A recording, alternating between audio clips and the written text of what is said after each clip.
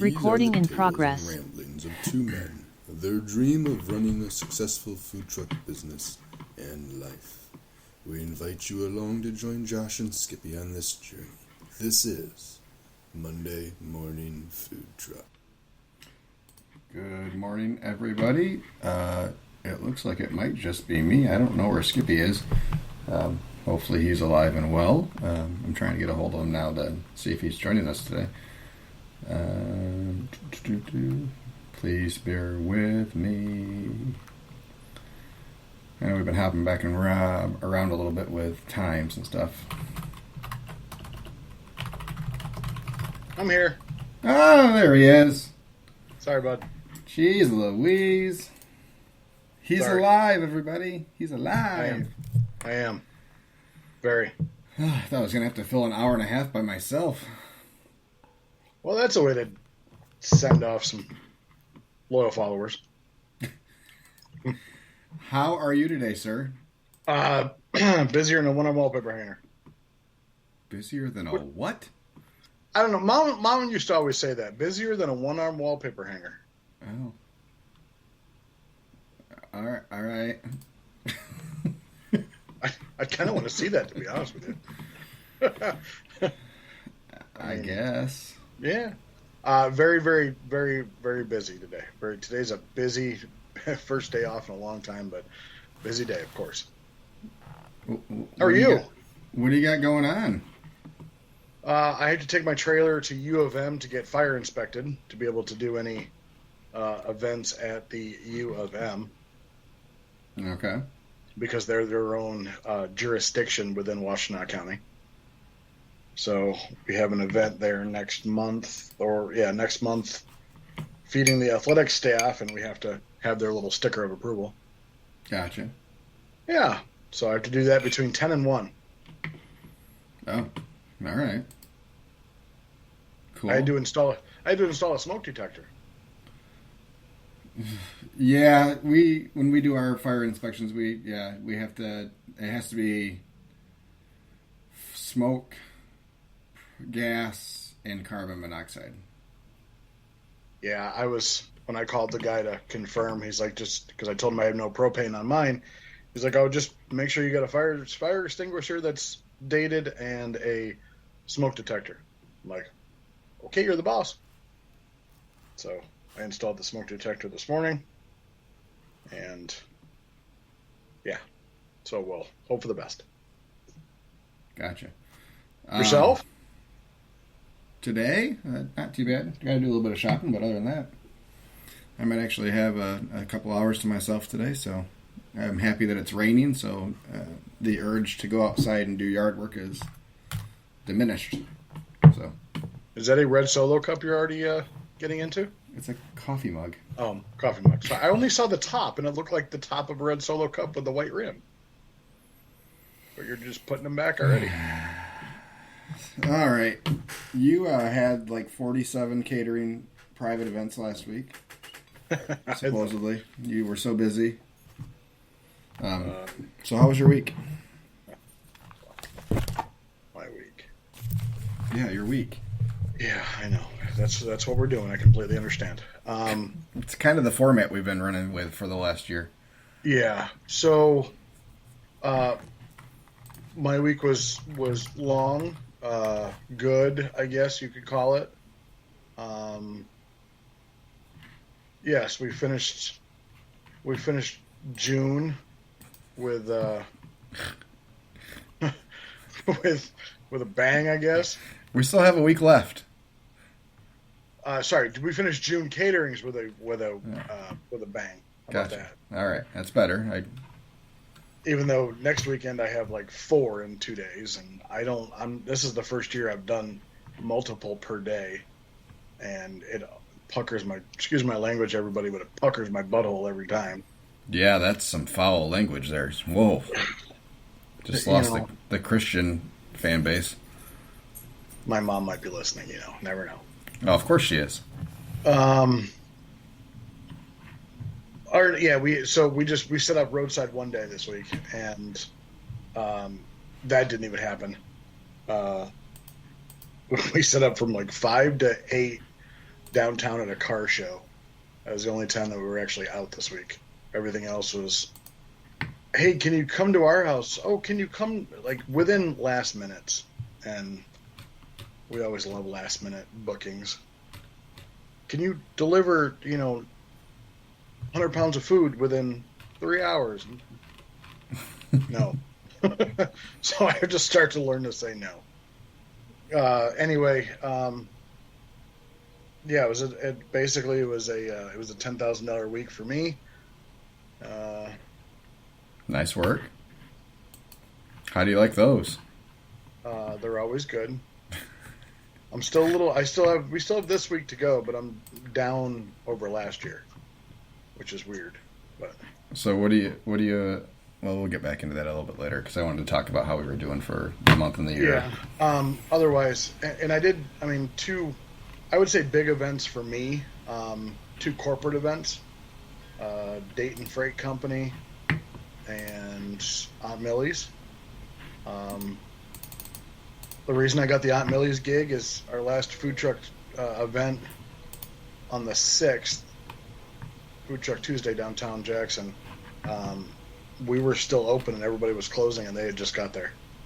No. So we served them. Everything was good. And he booked us for basically it was a 2-day event serving 2 shifts from like 11 to 2 and then 5 to 7 both days. Anyway, so that was a good day. That was a very good day. Nice, bud. So sometimes it pays to not shut down right at the time you're supposed to, I guess. Absolutely. Always be front and center to everybody. On Saturday, I cooked brisket and ribs. So I had, 4 briskets, 18 racks of ribs for an open house. That's what they wanted. Okay. And I charged them accordingly.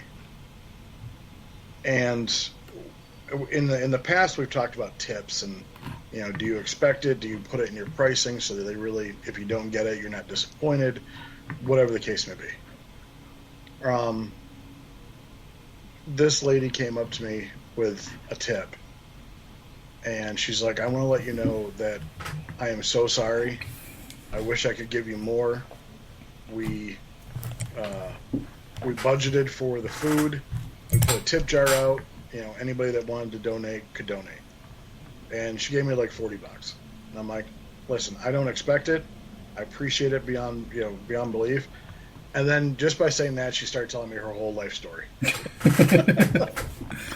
Like she's the stepmom. She came into the family like 6 years ago, and the son who was his open house came up to her and showed him that he was cutting himself, and he's grown out of being a troubled kid to somebody that was on the school robotics team that took like 4th place in the state or in the country. So all the power to him. It's good to hear those kind of stories, but the positive ones afterwards, I don't want to hear anybody cutting themselves. Yeah, and then sometimes, do you ever feel that if somebody doesn't tip, it's like they don't appreciate it, or they just don't think about it? I don't. Again, I'm not expecting it, but it's right. Like if they don't, like if you make yesterday, I made last FaceTime with the organizer. I gave her a little bit of food that we had left for her. And she's like, do we owe you anything else? Are we all set? I'm like, yep, we're all good. Okay, goodbye. It's like, I'm like, oh, okay. Well, you have a great day. I hope it doesn't faze me either way. Okay. And whether that is because I don't take a portion of the tips at all, ever. If I'm the only, if I do a delivery and they tip us, it just goes into the bank account. Yeah. It's not like I pocket it. No, mind you. So then I give it to my person, but. Excuse me. I don't know. There's been a few times where I've thought about it where they've just been above, oh, we're so happy you guys went above and beyond. Here's your payment, and it's exactly the number. Like, it's, $847. Like, there's not even at $850. Yeah. It's like, all right. Which is funny because I got a tip, or I got my final payment for the one that I didn't that I messed up the invoice date or the final payment date, and she sent me a check, and the tip was like $14. Mm-hmm. Like, it was $386 that she owed me, and she just rounded it up. Yeah, 400. Yeah, awesome. It's I appreciate it, whatever. But it's the people that you're on site with that are like, they loved all the food, they loved everything, and for me, it's the ones that pay cash, and they go. It's almost more work to get exact change than it is just to round it up to the nearest. Oh, we owed you 36 cents. Hold on a second. Yeah, Grandma. Anybody have a penny? That's exactly too. Or they give you 40 and they ask you for 4 cents change. Yeah. So it's those are. I'm like, okay, well, whatever. It is what it is. Again, it's for catering. For catering, it's nothing I expect. Yeah. Sometimes it feels disheartening when they're like, everything is fantastic. Like, the lady had to scrape up $40 and then felt so bad for it, or felt so bad that she couldn't give me more. I mean, yeah, it's just, sometimes it's weird. Anyway. Yeah, it's so hit and miss that really for any catering, it's not even a thought in my head. We expect not to get tips. Yeah, absolutely, absolutely, and that's fine. Yeah, and those are non-tip days, and that's fine. And we charge a lot of money to cater, so yeah, we get it. Yeah. And this lady ended up having a lot of the person that was telling me her life story. She had a lot of food left over. Like, I'm talking a lot of food, and I took some home just so it didn't look that bad. And then I sold it to my neighbors. We had 18 racks of ribs. I gave her. I don't Selling know. Meat twice. I gave her 10. I sold it dirt cheap. I gave her, I think, 10 racks. I had 7, or I gave her 11. So we portioned out whatever, and then. So how many people were at the party? She planned for 100. Okay, so how many racks of ribs did you do? 18. Whoa. 2 bone portions. Yeah, so you had other proteins, right? Brisket. Yeah. So for me, I probably way overcooked. Yeah. So for me, I go 1 bone portions when I do it, especially if there's other protein. Oh, really? Yeah, I'll cut them into singles.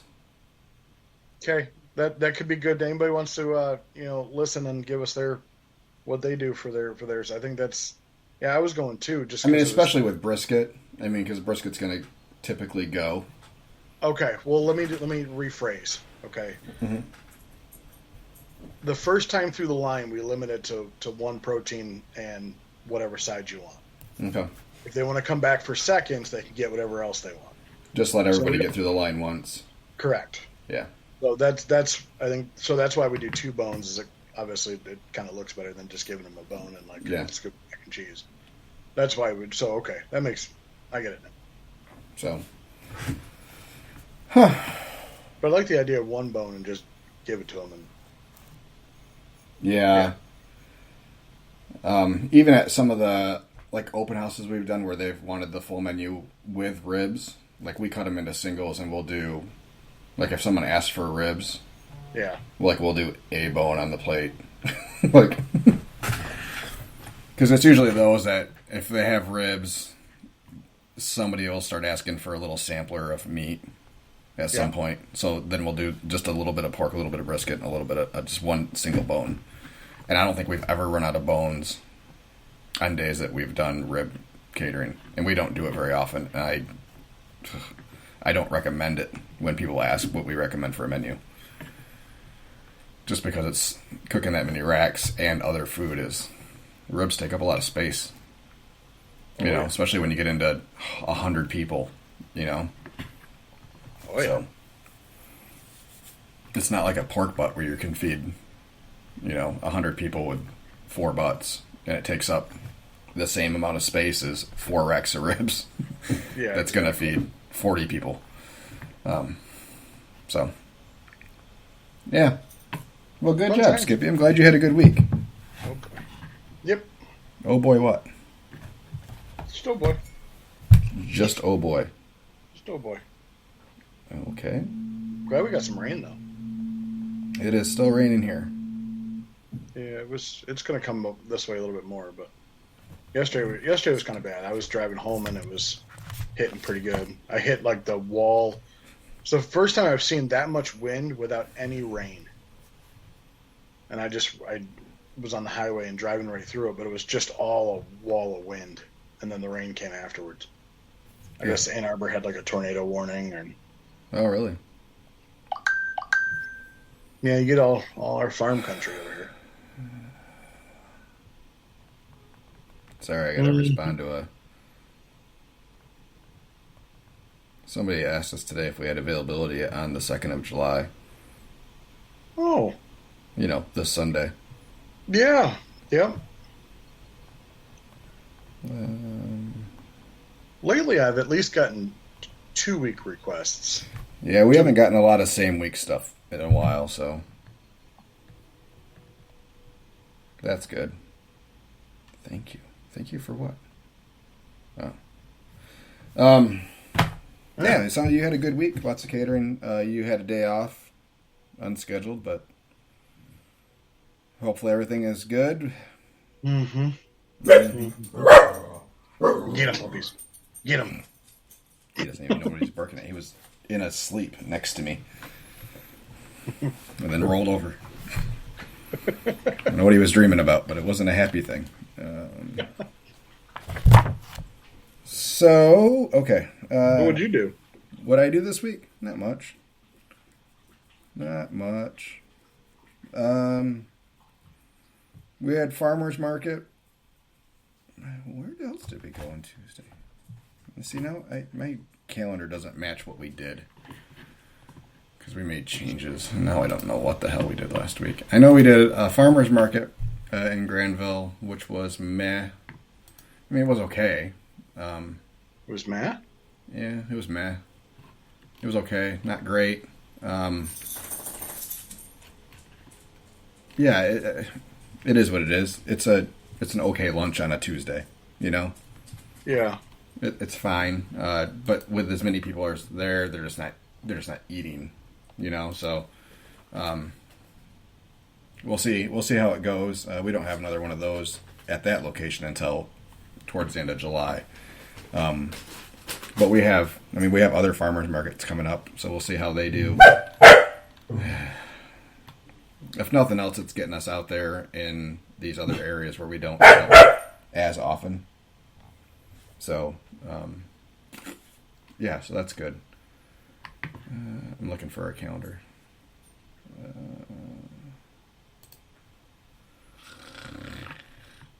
Oh, we only did the farmers market on Tuesday. That doesn't seem right. Why would that's why we did that. Okay. Now I remember. Yeah, so we didn't do dinner service Tuesday.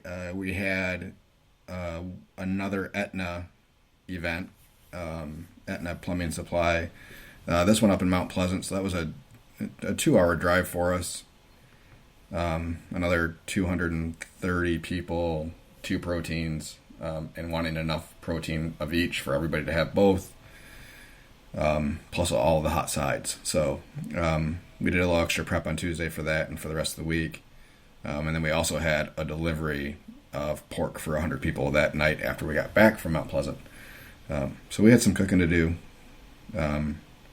Good thing about the Aetna event, we got there, and pretty much the first thing Caitlin, who is the organizer of these events, asked us is, she said, so you guys only go about 2 hours travel time?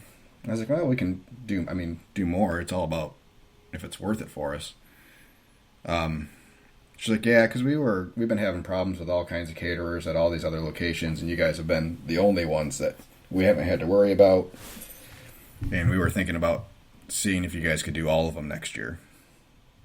Said, Insert jinx now. It's like, could you have done this after we got through this event? So yeah, so I said, how many locations do you have? She's like, well, we have 18. I said, okay. And immediately the dollar signs are clicking in the head. I was like, yeah, sure, we can do it. Yeah, no problem. We'll figure it out. Yeah, it's like, where are these locations at? So they have 2 in the UP, 1 in Milwaukee, 1 in Toledo, and 1 in South Bend. Those are the furthest ones that we probably wouldn't do. South Bend we could do. The Indiana single day permits aren't awful, from what I heard. But I'm not going to head over to Toledo, and we won't do the UP ones. So that's fine. We have some locals that have done them. So, but yeah, it looks like we could probably do in the neighborhood of 13 to 14 of them. So she asked me to work up a proposal. Most of them are, 100, 150 people, but with a travel fee, and especially if they can get some of those, like, so they're based out of, their main headquarters is Grand Rapids, so like their Detroit area ones, if they do a week of them there, where they have one a day for a week in the Detroit area, so they're not traveling back and forth so much, that would be excellent. Because then I can just charge them a smaller travel fee for the week, and Chris and I can just kind of stay over there for the week, type of thing, instead of driving back and forth 5 times. So, just asking, but what times are you doing these? What time of day? Yeah. They're 11 to 1 services. Oh, okay. Why? Well, because that day you asked me, I have something at 4. Oh, too late. But hey, if you want to come over and hang out with us, you're more than welcome to. I think I'm okay. All right. Well, whatever. So yeah, it's it's a good gig. It's good work if you can get it. Yeah, absolutely. It's fantastic. So yeah, and then that lunch ended up going well. They had way less people that day than they were anticipating. Yeah, they had a lot of food left over. Really? A lot. So yeah, we filled their fridge with pans, and they're all happy because they don't care. They'd rather be way over on food than for sure. Because the first couple events that we went to, like even the first 2 that we catered, or no, the first one we catered, like they were going out to get Little Caesars pizzas 10 minutes in. Really? I said, we have plenty of food. So yeah, it was because they've had so many issues. They don't know. They don't. Yeah, they've only been able to go what they've done. Yeah, so their first caterer ran out. They had a caterer show up at 12:30. They've had a caterer show up at 11, and this is 11 to 1 service. Have some fucking pride in your business. I'm sorry. Yeah. So they've had, just nonstop issues with these events. So they've had events where this is a lunch with vendors, and they have had not food. So it's ridiculous. Yeah. So yeah, and that's part of the reputation, and that's what we're building. So it's great to have that in that relationship with them, and to have it go forward for those events. If we do them next year, will equal what we did for catering total for the year last year. Wow. Yeah. It's a good chunk there, bud. Yeah. Yeah. So we'll do whatever we can to make that happen. And it's all weekday stuff, which is even better. So it doesn't take away from normal catering weekend stuff. Yeah. No, that's great. So, yeah. So that was Wednesday. It was a good day. It's a long drive out to Mount Pleasant. Yeah, it is. That's it's out in the middle of nowhere. That's our Num Num Ninja area. Yep. Yeah, and then the rest of roadside was okay. We had a good Thursday lunch, and then we were excited to go out to dinner, and it was crickets for whatever reason. The first time ever in our 3 years going to the subdivision where we had customers come up and say, "Where is everybody?" I was like, "I don't know. It's your subdivision. Where is everyone?" So that was weird. I don't know if maybe the messaging got out late or people were just out doing other stuff that day. But that was a weird evening. And then, Friday was a better Spectrum Health Day for us than we've had in the past. It was a decently steady day, and then the Granville Music Festival was awesome. It was a solid night. Nothing super crazy ever. I think at the most we had 5 people in line. But they had 350-ish, 450-ish people, and everybody ate pretty much between the 2 trucks and the little Pizza Hut tent that was set up. Like, I would say the majority of the people ate that were there. So, yeah, that was a good night, and we had a wedding on a day. Yeah, wedding on Saturday. That was a referral from a wedding from 2 years ago. So we saw the person that we did that wedding for and this person. So, wow, it's always good. Yeah, yeah. The only reason that they booked with us was because of the other wedding, and they had almost an identical menu, right down to appetizers. Which we've only done appetizers at 2 weddings, and it's those 2. So this one and then the one that they went to that we had appetizers at. So veggie trays, fruit trays, we did some trail mix stuff, and cheese and crackers and that kind of thing, and way undercharged. We quoted this wedding before we did our new pricing for the year, and in nowhere in the quote did we account for that in the verbiage in the contract that this pricing's temporary, may change with New Year pricing. So yeah, we ate it on the appetizers pretty much, but no big deal. We are going to change the way we do that. We're going to add them onto the catering menu. Yeah. For next year, and do them by the tray. So we'll do a fruit tray for a certain amount of dollars, and then how many do you want? Versus charging it by the person. So, yeah. That was my week. Newaygo was okay. It was our return to Newaygo, which was a little bit lackluster. I imagine the threat of storms and rain all day kept people away a little bit. Yeah. It was steady. I mean, it was an okay Newaygo day, but we for certain expected to be out of there by 1:30 instead of 4. So that was kind of a bummer, but yeah, the weather wasn't fantastic. So we'll see. We'll be in Newaygo a little bit more than we had been.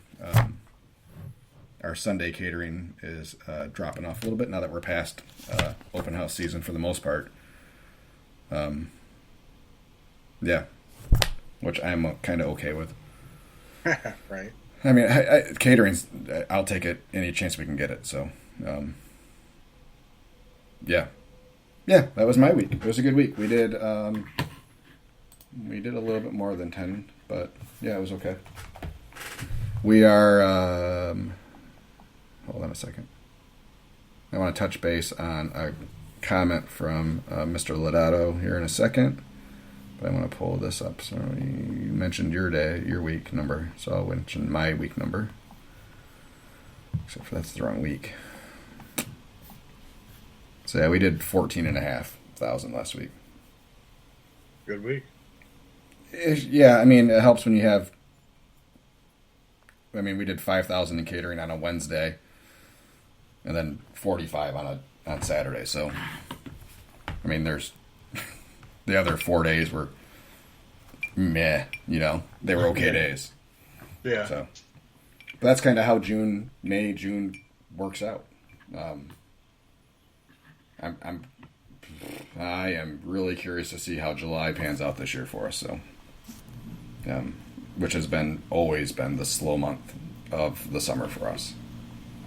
So. Yeah. I've got. The first and second is 4 different private events. The 4th is a private event. The 7th and 8th is a festival. The 21st, 22nd, 23rd is a festival. The 25th is a private event. Got like 4 different food truck rallies. Like, I'm expecting July to just be awesome. I'm hoping it'd be nice. Yeah, we don't have a lot of festivals in July, or food truck. I mean, we have one food truck Friday, Other than that, it's a lot of our normal roadside stuff. Not a whole lot of special events for us in July. So I don't know. I don't know what to expect. I don't know. I just don't know. I don't know. So we'll see. It'll be All right, a you great can pull one. up Mr. Lodato's wonderful Oh, I got it. comment. Y'all are killing me today. Got a couple questions. If you do an open tab catering option, why do you leave them with leftovers? Why not just do a 2-meat, 2-side on-site service option from the truck rather than bringing the whole food truck menu? Bert, if you're mad about someone stealing your sauce that you purchased, which means you stole someone else's sauce, why not make your own or take the one you buy and add your own twist to it? And then Mike Silverstein commented on that comment saying, "You're right, I never provide a full food truck style menu for catering. It's catering, order the meal you want, provide the correct amount of food, and easy peasy. If they want to pay for it, that's another story, and it will cost more, a lot more." Do you want to start? Yeah. Before I get into my pricing again and the services we offer. All right, so we'll start off with the sauce thing. I probably worded what I was trying to get through to everybody a little bit incorrectly. I know you said stole like 10 times. Yeah, I think it was the fact that it was a friend and stole is probably not the right word, but just probably like decided to use without telling me kind of thing. Maybe it's just the Okay. because it wasn't he's had it before and it wasn't something that he liked. And I introduced him to the sauce guy and he somehow decided he liked it. Because he originally wanted a Sweet Baby Ray's knockoff. And that's what one of the sauces was, and so I put him in touch with him because I figured it'd be cheaper for him. At the end of the day, it's my fault. Like, if I don't want somebody else doing it, like at the end of the day, it's mine. So I'll own up to it. It's not about stealing is not the right word. It's probably just more of a courtesy. Hey, I'm going to use this stuff too because it's really damn good. I said, but I don't think it's warranted. I don't think that anybody that uses that sauce, even if you made the recommendation, like you recommended a sauce to them, they started using it. So there's a difference between me and you using 999. You're over in Grand Rapids. You're nowhere near me. Okay. So when I can tell somebody, when somebody asks me if I make my own sauce, I say no, I get it from X, Y, and Z. Mm-hmm. But it's like nothing you've ever had before. I can't say that now because he's in my hometown. So if he's serving the same thing, it's just different that once you get another flood the marketplace with Sweet Baby Ray's, then that's what everybody expects. And it's like it can't be. I guess it can't be unique anymore. It was unique. You don't know that no one else is using that sauce though. Someone could have been using that sauce long before you did, and you just don't know it. He doesn't make any deliveries to this area other than me now, so you're right. I assumed it. I assumed it. So you can still say it's like nothing you've ever had before. I know. It's not a big deal. I made it a big deal, but you're right. It's not a big deal. So it's kind of like me and the Mother Clucker. Yeah, because you went me. Well, because that's been out there for a long time. That's been out there from other places. I mean, it's. Hey, but you made it sound like he was in your trailer, was rummaging through some stuff, found a recipe for Colonel Sanders' 27 herbs and spices, and stole it. That's Dr. Pepper. KFC, I think, is 11 herbs and spices. Whatever. No, I understand. So I worded it incorrectly. It is what it is. Let's move on. Let's move on. You never let me move on, so. I will let you move on a lot of stuff.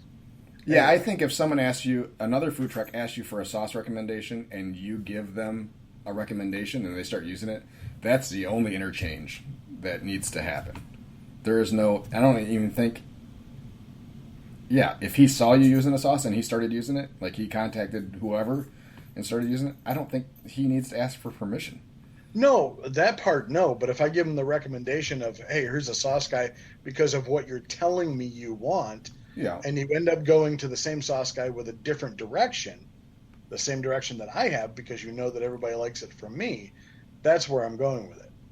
Okay. Like if he was going with the same sauce guy but what he originally wanted, okay. But he wasn't going with what he originally wanted. Skippy, what sauce are you using? Legacy Blues by Pork Mafia. I don't care. Anybody can use it. Doesn't matter to me. I was just curious. I didn't know. All right. It's very similar to, and at the end of the day, he probably ripped it off from somebody else too. So, because it tastes very similar to like Blues Hog Champions Blend. Mm-hmm. So Blues Hog is pretty thick. Champions Blend is a little bit thinner, and Way thinner. the fact that I can pour it out of a 5-gallon bucket because that's what he gives it to me in, it's pretty much similar. So, Yeah, I mean, imitation's the best form of flattery. I just have to remember that. yeah. Okay. Talk about tabs. All right. Because I screw up in this all the time. I should never do a tab again because it never works out the way I want it to.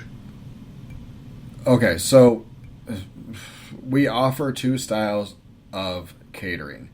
We either do a straight up buffet or we give them the food truck experience where they can come up and order off of our food truck menu. Of which there is a minimum tab amount based on a 3-hour service. So it doesn't matter if they have 20 people or 200 people.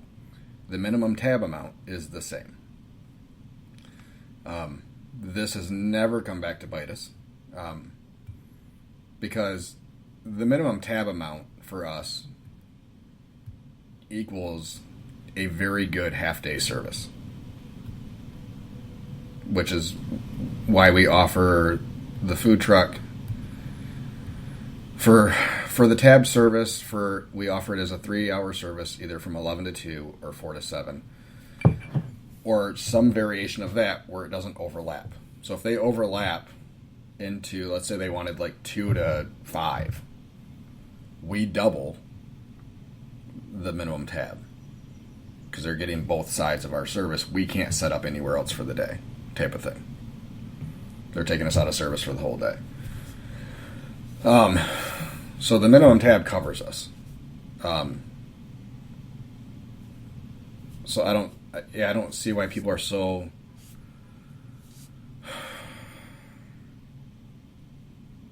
opposed to it, because we can actually cook less food than if we did.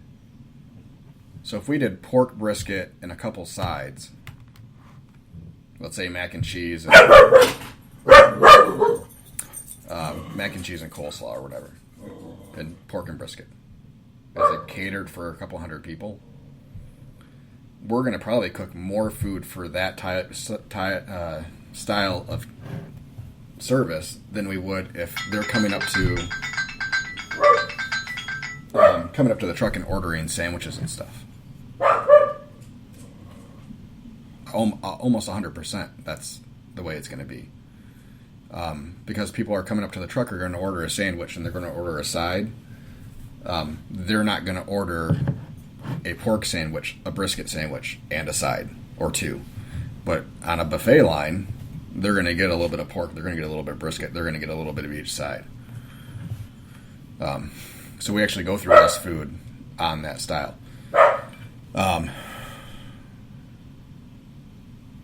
We're probably going to start pricing the minimums different, I think, next year.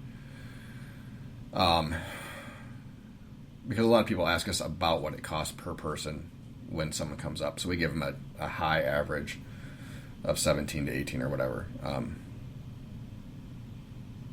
A sandwich and a side type of thing. So that's kind of where we base what they can expect to pay at the end of the day.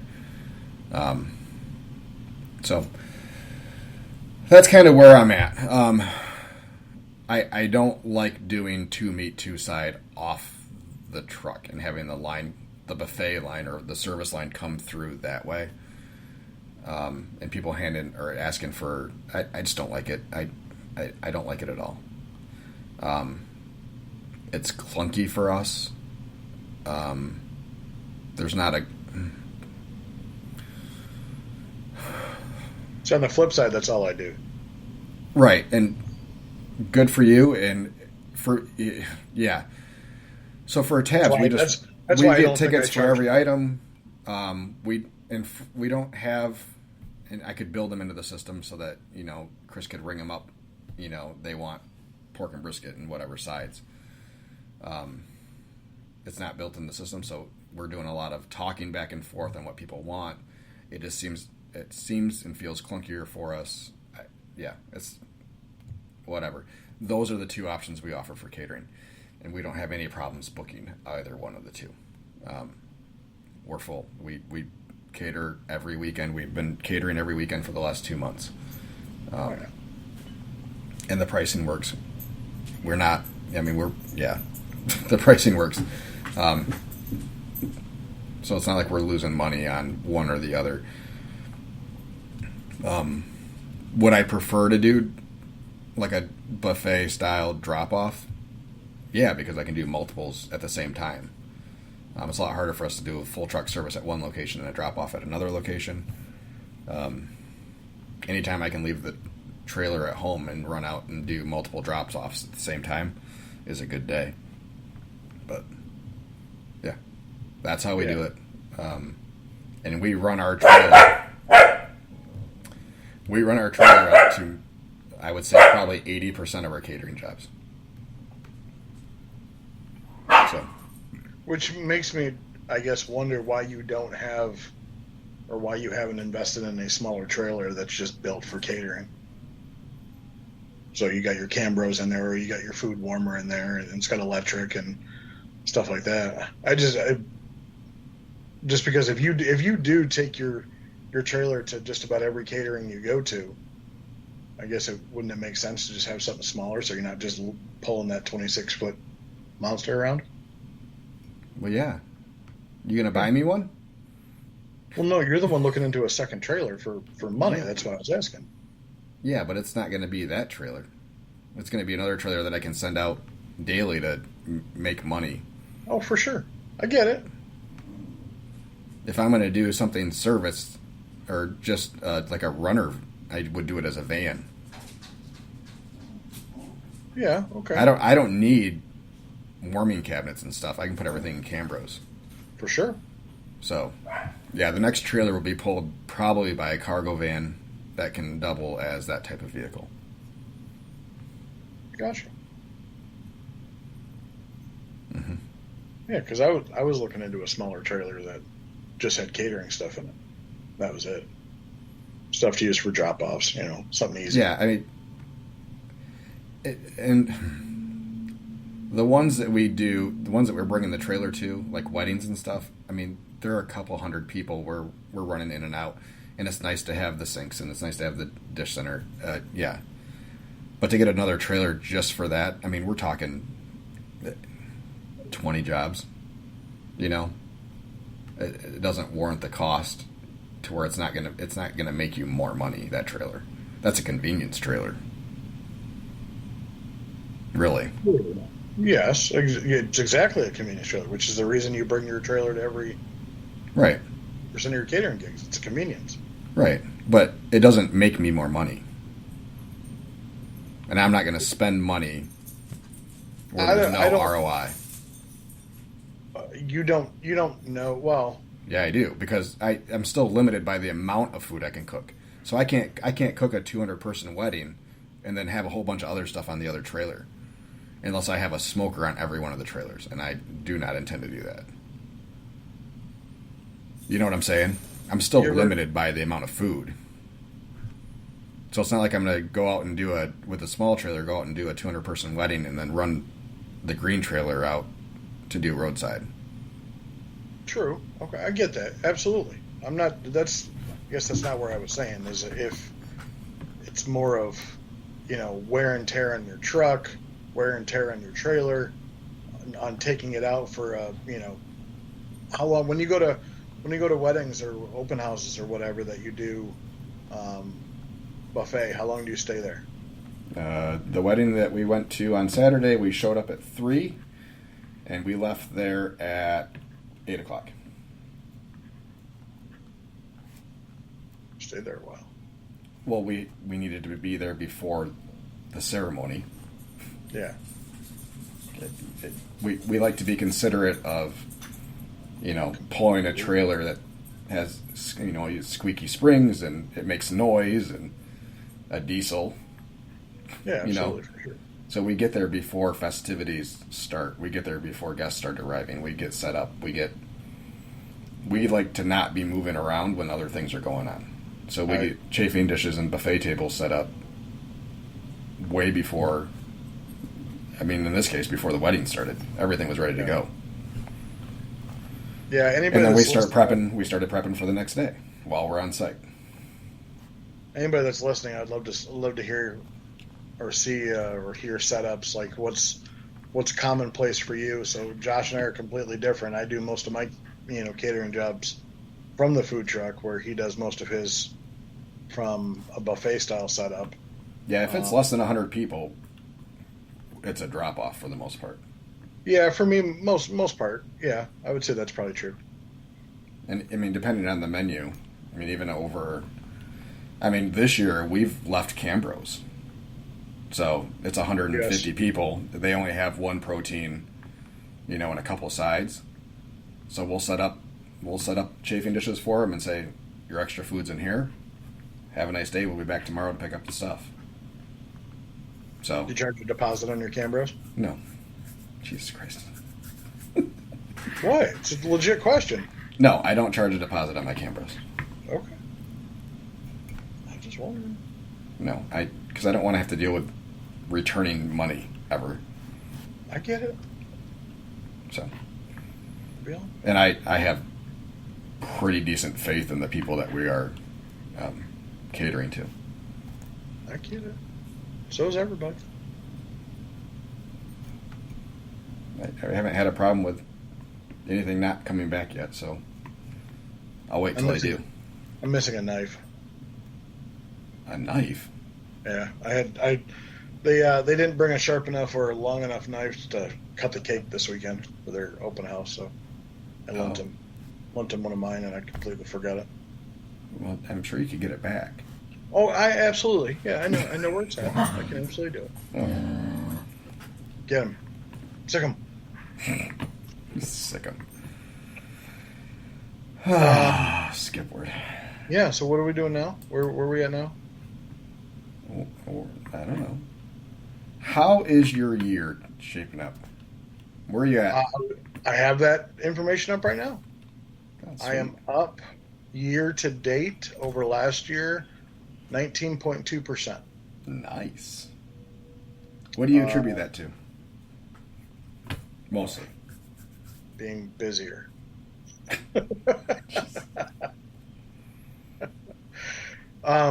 Basically going full time earlier. I didn't really start full time until like May. And this year I started pretty much in March. So this could be an anomaly. I don't know, but I think, yeah, we're up. Because what's weird though is we're only up 2.5% in number of transactions. Which So I your thought average check's up on probably 10%. average sale is up 15. Yep. But I hate that average sale is always skewed by your catering numbers. No, because it all averages out. Yeah, And that's what you got to remember. It all averages out. My returns are down 91%. Well, that's good. That's always good. Mine are down 3%. So yeah, as you exit this big catering season and get through the summer, then you start to see that number average out. The last 30 days, my average spending per visit is $57.88. Yeah, mine's 41. But Yeah, it's. I thought for sure we'd see our average sale drop below 30, and it did for like a day. But we're sitting at $31 a transaction right now, up 24.5% over last year. So yeah, we've had more big ticket caterings this year than we did last year, but our transactions are starting to rebound a little bit, which is good. We're down less than 10% now, so go team. Woot. Well, I mean, we were 18, I think. I think we hit 18% at the end of May is what we were down transaction-wise. And that was with us being open all year to an extent, you know. Yeah. Logic would have dictated that we would have been up transactions from day one because we had the extra transactions from the winter. But March and April were just so awful, sales-wise. That's where we saw it. So it's good that we've gained the 9% back. Hopefully we can keep gaining. If July is a good month and better than it has been, then yeah, I imagine that we will erase that other 9%. So, but for this month, yeah, it looks like, barring catastrophic week, it was just me knocking on the fucking desk, dude. Get him. Yeah, we should hit $50K in sales this month. So, and that'll be our first true $50K month. So that's awesome. We're looking forward to that. Hopefully we hit it. We were $500 short last month of $50,000. So, we only need $4,800 over the next 4 days. So, 3 days. Tuesday, Wednesday. Yeah, 4 days. We have 4 days. So $1,200 average per day. Olive, way to fry. Shouldn't be a problem. Insert jinx now. I know. Yeah, and like I said, barring a catastrophically slow week, yeah, it shouldn't be a problem. Yeah, but we'll see. Tomorrow we have a private lunch for farmers again, where they're picking up the tab. They're not picking up the tab, but 300 people are showing up, eating. 300 people eating between two food trucks. They're in the RSVP. They asked which truck they were likely to visit, and we were pulling about 60%. So, yeah. So they told us to expect between 200 and 230 out of the 300. No, that's Farmers is paying for that. That is company pay. Yeah, that's company pay, which is even better. So they scaled down our menu quite a bit, which is fine, because it's still going to be a good lunch. So we're probably going to erase the majority of the 4,700 that we need tomorrow. So it'll be good. I'm looking forward to smashing that 50K mark. But yeah, last year for July we didn't even hit 40. So we were at 38 or something like that. And that's how it's been every year. So to beat June of last year, I need about $5,800 this week. You can do it.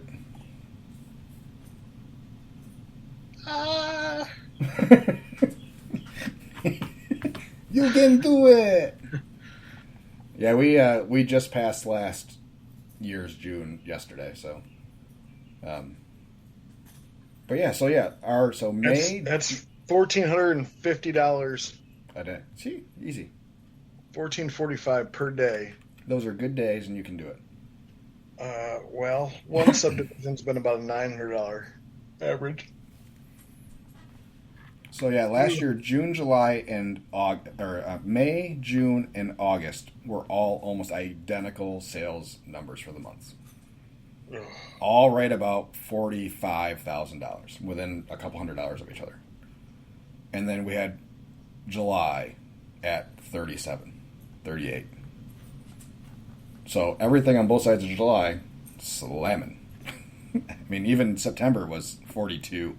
So, yeah, July's always been that way for us. It's always been our slow summer month. I don't get it. I mean, I would say it's because of summer heat and everything, but August is the hottest month on average, for the whole month. So, I don't know. Maybe it's vacations. We typically have had a couple extra days off in July, but no more than we have built into the other months, for holiday days off or mechanical issues or whatever. So, yeah, it's interesting. It's all very interesting. Always is. But yeah, hopefully a good month. We're at 162 for the year so far in sales. So we're progressing nicely. We are seeking out our financing options for trailer number 2. Should be getting a call from my bank today. She's going to try to get us in on a construction loan for the trailer instead of traditional financing. So that way we don't have to start making payments until we take delivery, at least. That was good. Yeah, it's we prefer it that way. So SDG? I don't know. It'll be a quality, time, and price thing. So. Oh, I thought you. Oh, so you haven't gone through that process yet? No. We're going to secure financing before we move forward. She asked for a rough estimate. She's like, so do you already have one picked out? I was like, no. These are custom. Hence the construction loan. So yeah, I wanna see what kind of deal we can get before we move forward, or if I need to look elsewhere for better deals, and then go from there. So yeah, I'll probably get a quote from Southern Dimensions. I'll get a quote from, where did you go? So Southern the Kansas Dimensions, one, yeah, Premier Custom Trailers. They're not the manufacturer of the trailer. They're the outfitter. So I found that out. You said Premier Custom Trailers? Yeah. In Michigan? No, it's in. I think that's what it's called. Hold on, I'll tell you. Because there's a Premier Custom Trailers in Schoolcraft, Michigan.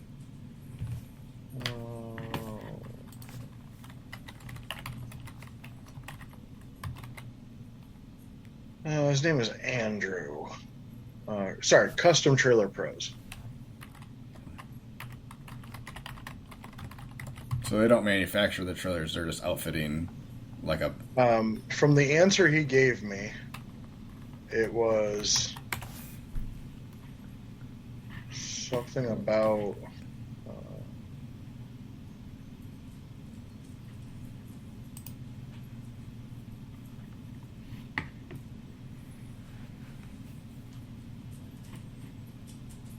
By the way, they did give me a CAD drawing though, so I saw. Yeah, you sent me that. That was nice.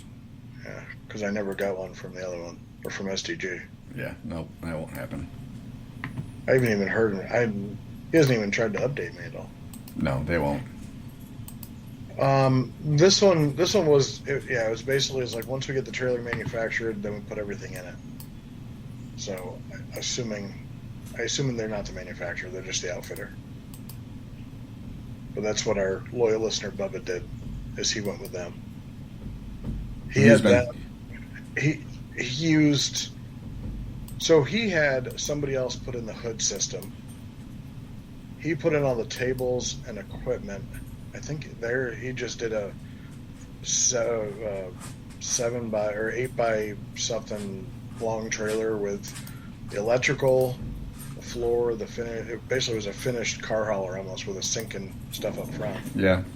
And I think he paid to have somebody put the hood in and stuff like that. But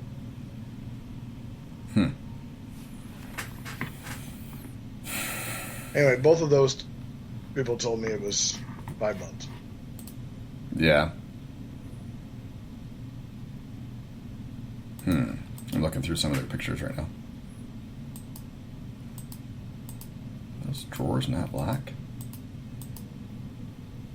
I don't see any locks on those. That's scary.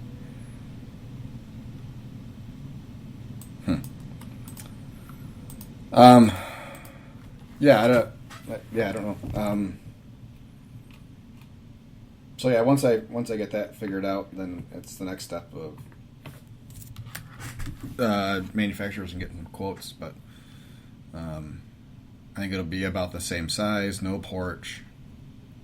I'm still going back and forth on double service windows, or if we're just going to have it very streamlined for the one service window and a handout window. I don't know how much faster we can get food out, or if it's worthwhile to have two lines and two people taking food, taking orders and handing out food.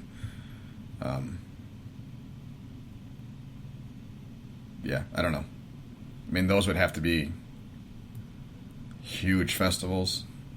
And then we're back to, can I cook enough to make it worthwhile?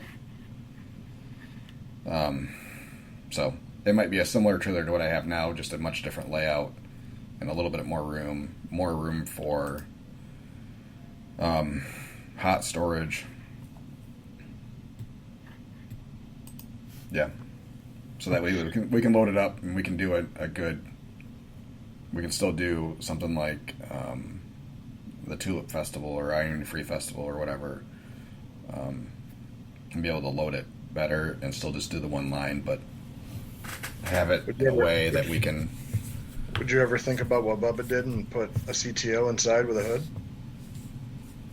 No. Okay. No, because again, I don't want a smoker on every one of my trailers. Because after I get past trailer number 2, they'll be sitting at a commissary or some sort of brick and mortar walk-up. Time to buy a building. And then nothing will be cooked on the trailers. So, I don't want to end up with empty space on the trailers. You know? No, you want everything to be utilized. Yeah. Absolutely. So there's the thoughts on that. As long as I get final approval, and that'll be the other thing. I want to make the health department's the last thing that I'm going to talk to, or not the last, but before I pull the trigger on a trailer is once I have some idea of what we are able to do, and then what we want to do, and then approach our health department with if it's feasible, if it's legal, if we're going to have any issues with that. So, cooking off the trailer, like you had contacted yours about, going from trailer fridge to smoker to warming cabinet on the trailer. Smoker being off the trailer, which it shouldn't matter because it's an open air now, so it's no different other than taking 2 extra steps to walk to the smoker. And that'll be the argument that I make with them, So, yeah, that'll be the ideal, is that, even if I have to get another smoker, that I can run those 2 smokers and just feed the 2 trailers. And if the trailer's sitting at a festival, we're just loading up Cambros and delivering every morning type of thing. Reload the trailer. So instead of cooking on the trailer. And then that makes it easier for us not to have to necessarily be on site at a fairground at 4 o'clock in the morning. Or go back to a fair site in the middle of the night if we get an alert that something's not right. Yeah. It just makes everything a little bit easier. Sure. That way, I think so. That was kind of our idea, but yeah, I'm going back and forth on how I want that next trailer laid out. yeah, I don't know that the 2 service windows is that huge of a benefit. If anything, I might try to lay it out in a way that we could run a service window on either side of the trailer. So on the passenger side or the driver's side, which would give us some flexibility in how we pull into some places. So, but I don't know that could work out in a way that would not have a bunch of dead space. So, lots of sketches happening and figuring out what to put where. Lots of sketches. Lots of sketches. And then it's even, then how do you still don't know until you, I mean, just like the trailer I have now, it looks absolutely nothing like it did when I bought it. Yeah. It's unrecognizable. Especially taking that stove out. Oh, man, there is so much room in there. It is so nice. And having that extra prep room there, it is so nice. Our biggest issue is now just finding storage space for stuff still. Our cutting boards being the biggest one. Right now they're just riding in the sanitizer sink, in between places. So, which is fine, but I mean, we don't have a place for our aluminum pans that's not already being utilized by other stuff. So, but we're figuring it out. We're trying to take a slow approach to figuring out storage options versus making a knee-jerk reaction and then buying multiple things over the long run. Yeah. Just because there's money in the account doesn't mean we need to spend all the money in the account. So, I would agree. Even though things are better right now, we're taking the same approach of frugality that we were at the beginning of the year, and not buying things just to buy things. Yeah, for sure.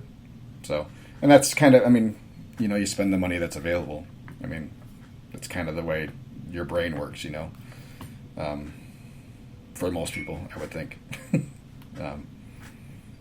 So yeah, it's we're just getting out of that mindset and trying to be better money managers. We haven't switched back to Filgo yet. And we probably won't this year. We'll probably wait until next year. I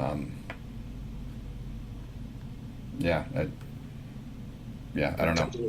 Technically, it is saving you a lot of money. Fogo? Yeah. Charcoal prices for lump charcoal have gone stupid over the last few years. Yeah. Like regular bags in stores, like most of it's over $1 a pound. Buying it in the 15-pound bag, unless you get it on sale. There are a couple brands out there that we use on the regular that aren't awful. Not all cowboy charcoal is the same. True. There are like 4 different bags out there now. My least favorite is the paper bag that they have. There is a plastic whatever that plastic burlap is. Almost like a nylon. The super compact 10-pound bags. Yeah. That seems to be the best. I know it seems weird for me to say that, but yeah, it seems to be the best smoke. The paper bags we get, it almost seems very acidic, like a bad cigar type of odor off of it a lot of the time. And it doesn't, we don't notice it in the meat, but I notice that I stink a lot more at the end of the day from that smoke. Well, you are getting older. Yeah, I know. But yeah, we'll head back to Fogo at some point. But right now we're just kind of making do and trying not to make any huge bank account altering purchases still. Yeah. Just trying to act like we're still just trying to get through the week type of thing. And I think it's a solid mindset to have at this point. So we learn from past mistakes and try to keep ourselves on solid financial ground. Yes, that solid financial ground is always a good thing. We're approaching our 4-year anniversary. You gonna do anything for it? I'll be in California. I realize that I'm not even going to be around on our 4-year anniversary day. No, we might run a special. I might wait until the week after to do something fun for a day or something like that. But yeah, so 4 years, heading into that last of the dreaded 5-year stretch of the first years of a food business. So we're 80% or whatever fail in the first 5 years. Yeah. So feeling pretty good right now. Yeah, we'll see. We'll see how things go. Yeah, it's we're doing good. We just keep trucking along. Well, I just keep trucking along. I need to take a nap already. So are you feeling better about catering now? No, I hate it. I mean,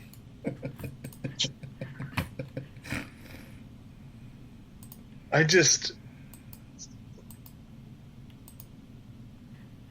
gotta get to I gotta get the final process down, and Mm-hmm. I'm still working through it. I always have that fear that I didn't make enough food. I always have the fear of just somebody's just going to be an ass and not like something, and even though everybody else loves it, just somebody's not going to like something, and it just, I don't know, it's weird. If I can get past this week, which I have, like I said, 4 in 2 days, Mm-hmm. Sunday being just obscenely busy, maybe I'll like it, or maybe I'll just quit. I don't know. Maybe I'll just quit. Guaranteed money made him quit. I'll be damned. Yeah. It's just these people ordered 4 meats and 4 sides, Oh my God. and then they went to a graduation party that ran out of food. Yeah, So now they're worried about running out of food. they're absolutely freaking worried about it. And the only thing, and it was going to originally be a drop off, Mm-hmm. and the way I priced it out was I said not everybody's going to eat everything.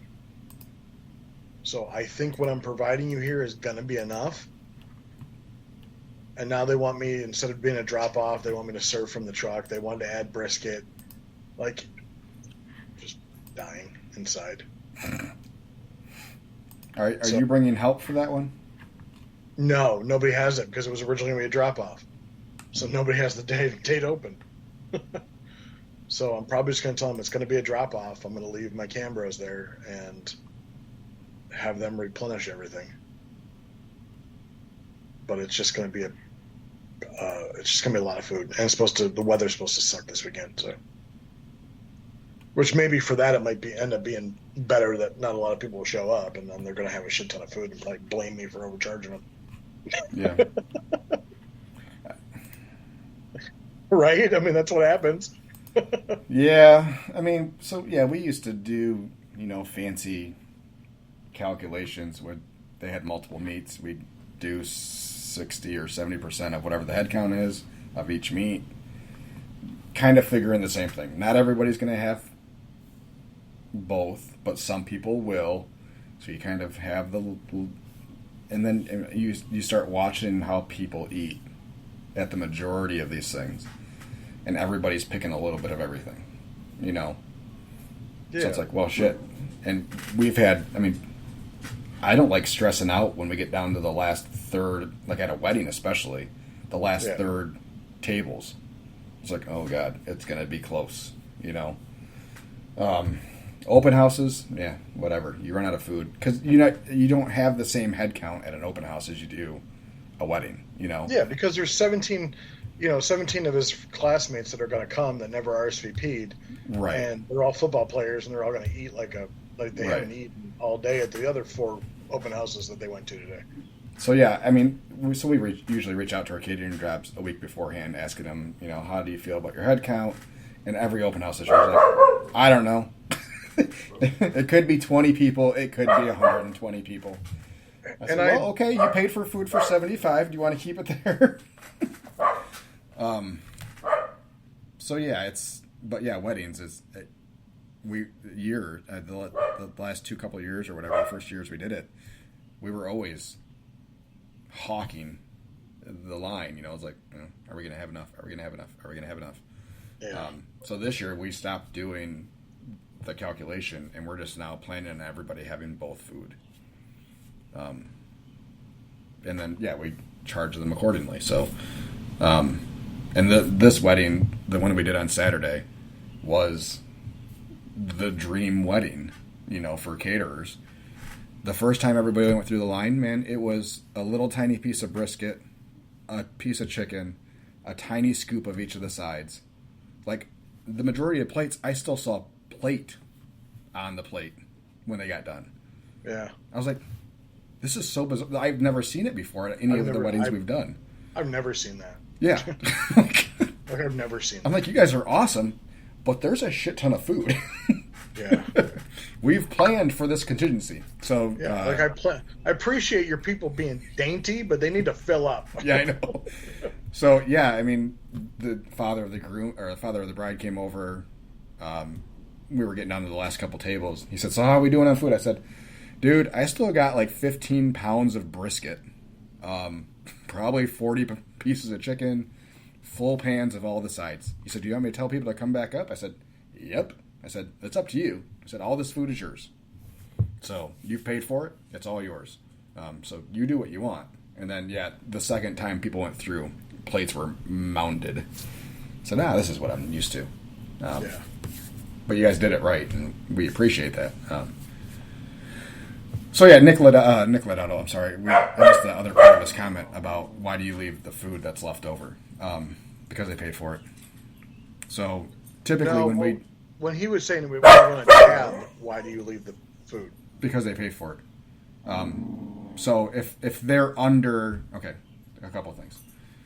So if we do an evening, so it's they wanted us 4 to 7 for a tabbed event. I'm not going to do anything with the meat that's left over. We don't reuse anything. So I'm going to leave it with them. I'd rather them find somebody to eat it than us throw it away, first of all. And that's on anything. So proteins and hot sides, we don't reuse. So I'd rather leave it with them than throw it away.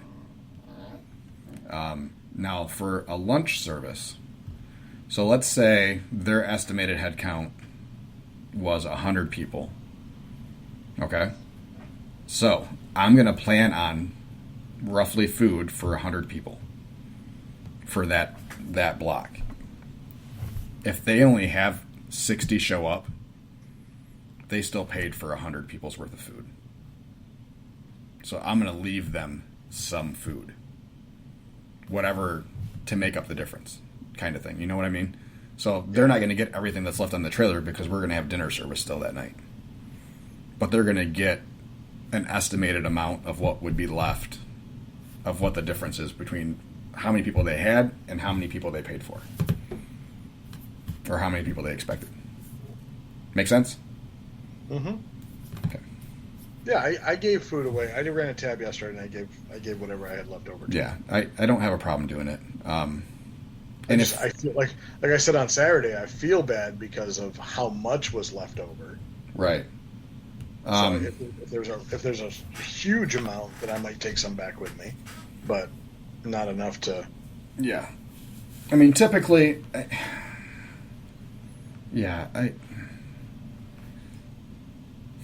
most of our events are pretty dang close to their minimum or over. I'd say probably 90%. We've only had to round up a couple times. And one of them, their head count was like 60 going in. So we knew ahead of time that they were going to be way under. We leave them with some extra food at the end to kind of make it worthwhile, Because otherwise, let's say it's $1,200 for the minimum for their event, and they had 60 people. You're at $20 a head, So for me to leave a couple pounds of pork and a couple pounds of brisket is not a big deal to me, to provide a little bit of extra value, because we're at the point now where our referral rate, our bookings off of referrals are so high. And And I think that that's part of it, that we provide that extra value, and that there are so many caterers that take everything that's not eaten back with them.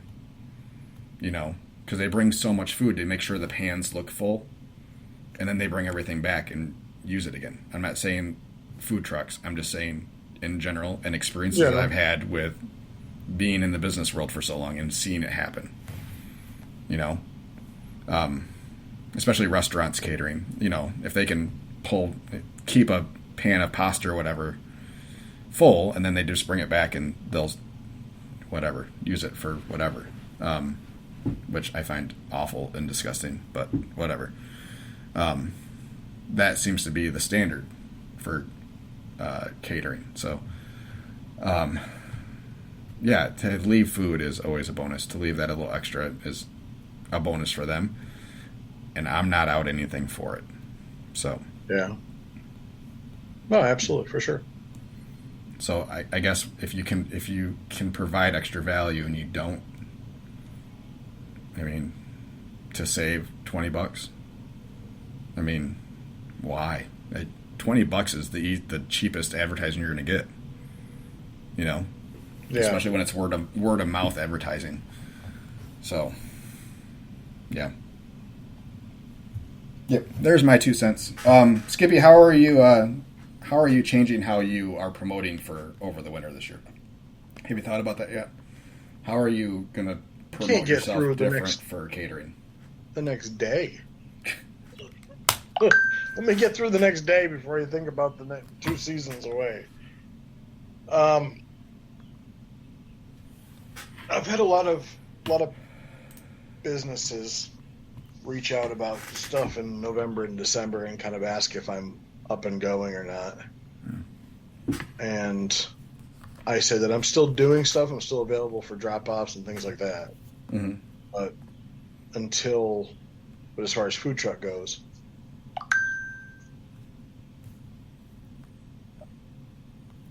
other than that, that's about it. Just like that, I'll still do caterings for probably office parties, things like that. But I haven't. Through the winter is what you're. I haven't worried about the marketing part of things yet. Okay. So, I think we are going to hit hard on marketing towards businesses over the winter.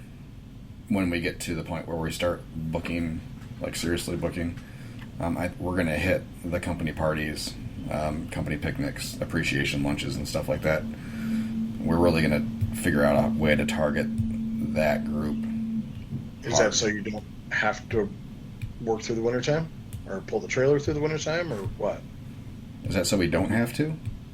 I'm not working this winter, no. No, we're not going to do anything this winter. We might do, like you, some company parties and stuff, but... So under pressure is no longer under pressure? No. It was a fun winter, but yeah, I'm not... It's just not... We didn't lose money on that portion, but it's not... It's too much work for the payout at the end. Return on investment sucked.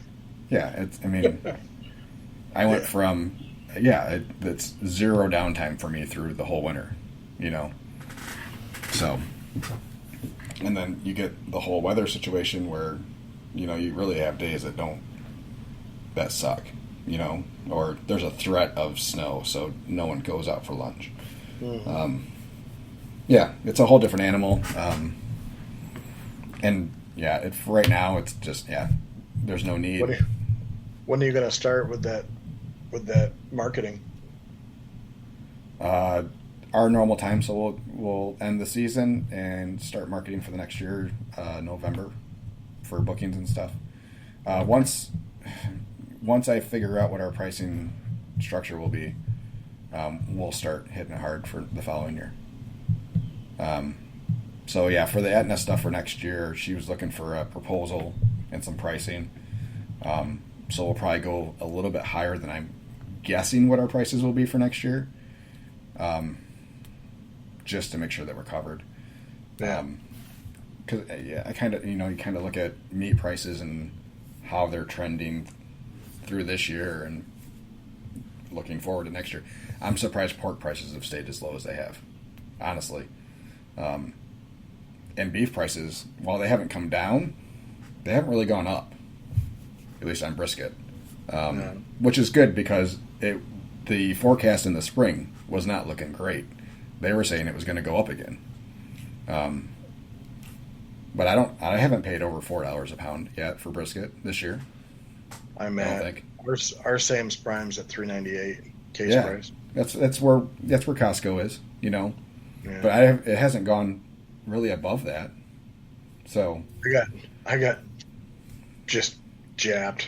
I don't know if that's not the right word, but I don't know why I just said that. But I just got so I go to Meijer to pick up ribs for this weekend, and I see a sign that says $2.49 a pound, and it's right underneath the St. Louis ones. So I'm like, okay, I grab them, and I go to check out, and I notice that these are all ringing up like 15, 16, 18 bucks a rack.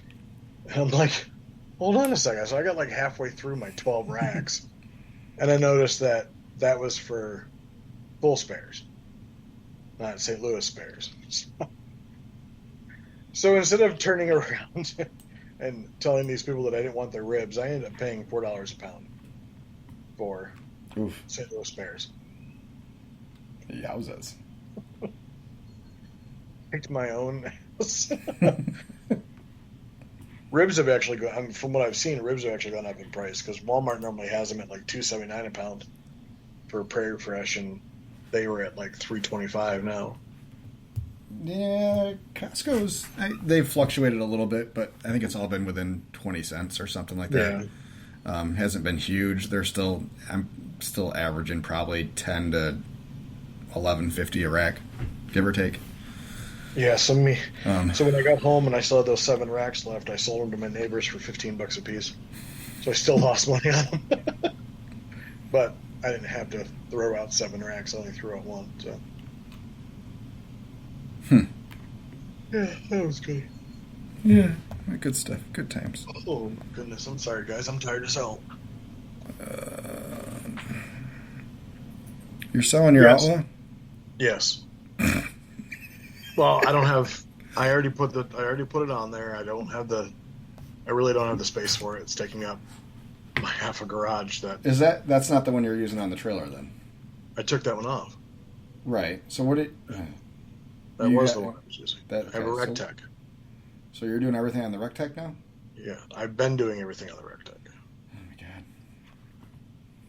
Okay. Because of capacity. Yeah. No, I took the Outlaw off because I was going through suspension problems. Tell you what, it pulls a lot better without the Outlaw on it. 1,300 pounds. Yeah. No, I talked to Jay, and I'll probably go with. Then he makes a lightweight one. That's like 10 inches shorter. It's a 26-inch barrel, but 10 inches shorter. And I asked him if he would take mine in his trade. He said, "You're a crazy son of a bitch."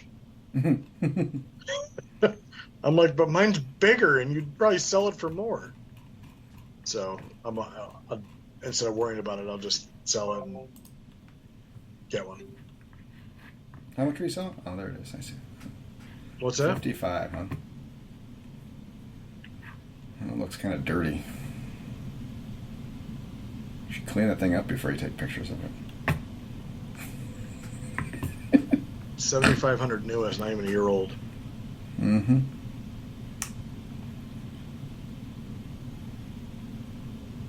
Mm-hmm. All accounts. Mm-hmm. Mm-hmm. We need to have some more guests on here. All right. Lock it up. Anybody wants to be a guest? Nobody wants to hear us talk. Open invite. All right, that's our fucking show for the day. Hey, look at that! First time I've sworn on this episode. Go team. Yeah, that's it, everybody. I'm not sure. Are you going to be good for next Monday, Skippy? Yep. Okay. I think. Oh, what the fuck do I have going on next Monday? Monday the 3rd. Yeah, I'm good. I'm good every Monday. All right, everybody. So it'll be same food truck time, same food truck channel. I'm going to guess a lot of people aren't going to be working, so we'll. You know talk to what? A lot of businesses have to work Monday unless they take it off, Right. but they have the 4th off. Yeah, that's the way my office was. We would. So yeah, they'll be open on Monday, but have the 4th off because that's the It sucks holiday. for those people that want to. They have to take a vacation day for that Monday, Yeah. so they're just taking a long week. I would. I mean, most people are. I will that have vacation time to use. They'll take it off. So, anyways, so yeah, we'll be here at 10 o'clock in the morning on Eastern time, July the 3rd, and we get to talk all about our awesome holiday week that we're going to have, and closing out June. Yep. Let's close this out. All right, people. Have a good day. Talk to you soon. Bye. Bye bye.